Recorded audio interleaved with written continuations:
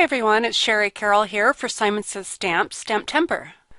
For this video, I'll be focusing on using my clear stamps to do multiple message stamping. I've made this card for my son for his birthday, and I wanted to do some personalization by using a letter set and some great Simon Says Stamps messages. So here's a look at some of the supplies I'll be using. I'll start off with the Absolutely, which is an on the edge die, and it has this great set of stamps that goes with it. I also have here the handwritten sentiments, and I'll be using the happy birthday on there, and also the For the Record stamps, which I'll stamp something on the inside of my card, and also a Studio Calico set, which has the letters individually and numbers, so I can use these to personalize. To start things off, I'll go ahead and do my die cutting first, and I'm using the Absolutely on the edge die and white Nina paper, and I'm just using a little bit of painter's tape here to keep it in place. And I'll go ahead and place this between my platforms, and I know they're really old looking, but they still work great. So I'll just run this through. Next, I'll just peel back the painter's tape, and that removes the die. And all I want to do now is just go ahead and snip along the line that's already been created by the die, and everything will come apart. And I just gently release the paper from the die cut.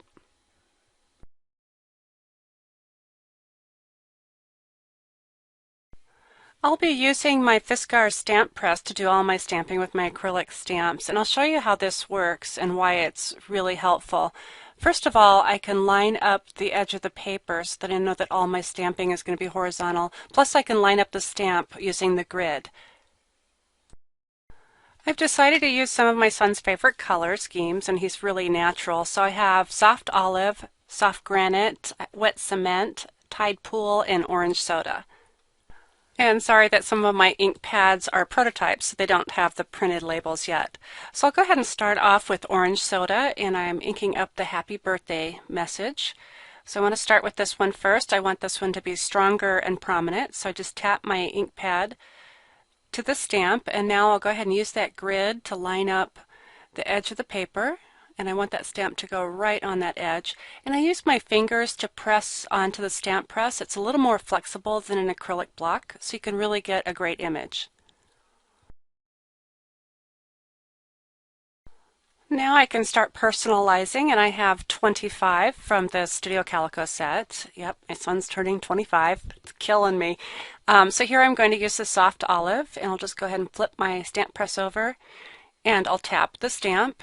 Another tip that I want to give you is when you start using a new stamp, I do like to have scratch paper and get a first image and make sure that that inks up really well before you go ahead and start onto a project. I think it's always great to take the time to test the stamp out first.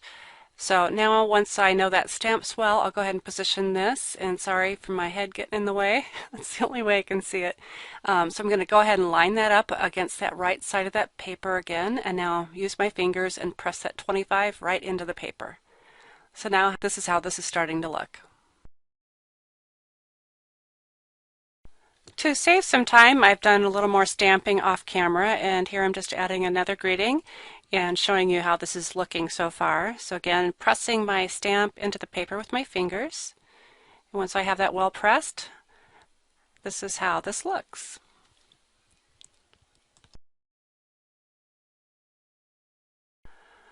I want to stamp my son's name onto my card, and his name is Brooks, but if you notice, I can't use the two O's because there's only one, so I've substituted a Q in there just to be a placeholder, and so I'll go ahead and remove that Q.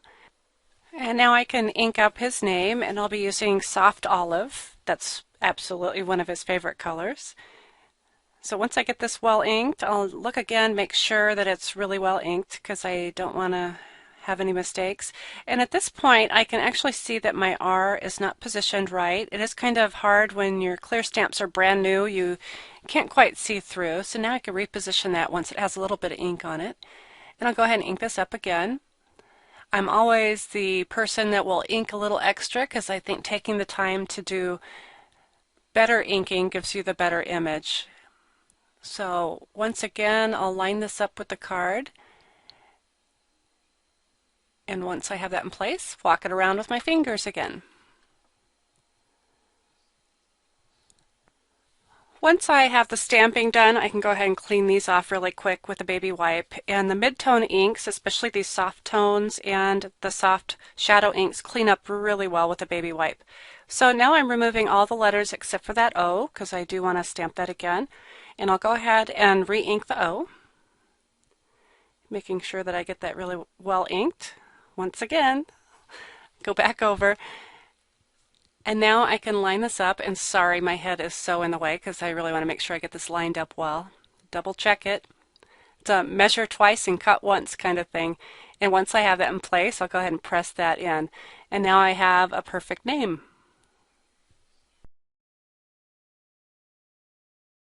Next, I want to show you a quick little technique that I do. I use my Copic marker, and this is YR04, and it is colored in my Absolutely. And I did color a small little border.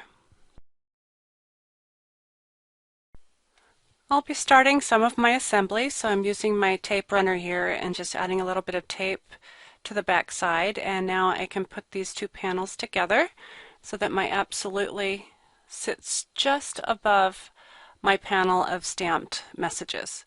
Once I have that in place, then I can go ahead and snip off the end with my scissors.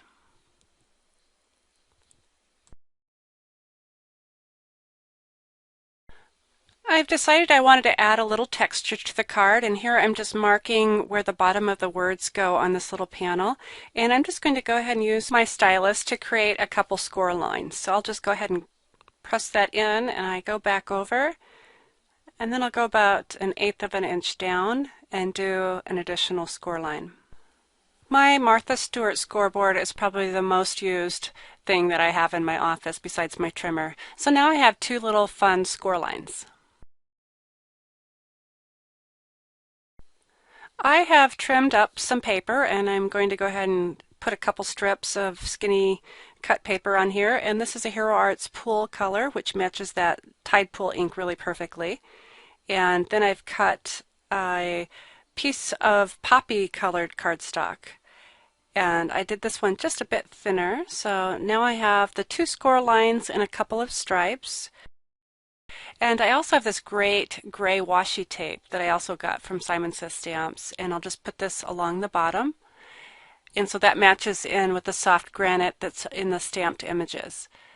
So once I have all those in place, I can show you the back of this. I've also added some foam mount. Once I get this pressed in place, I'll show you. I've added some foam mount that I've can just pop it onto my card when I'm done. So now I'm just snipping off the ends of my washi tape and my strips. To finish things off on my card, I've added a little bit of twine and a couple buttons towards the bottom just to add a little bit more balance and interest.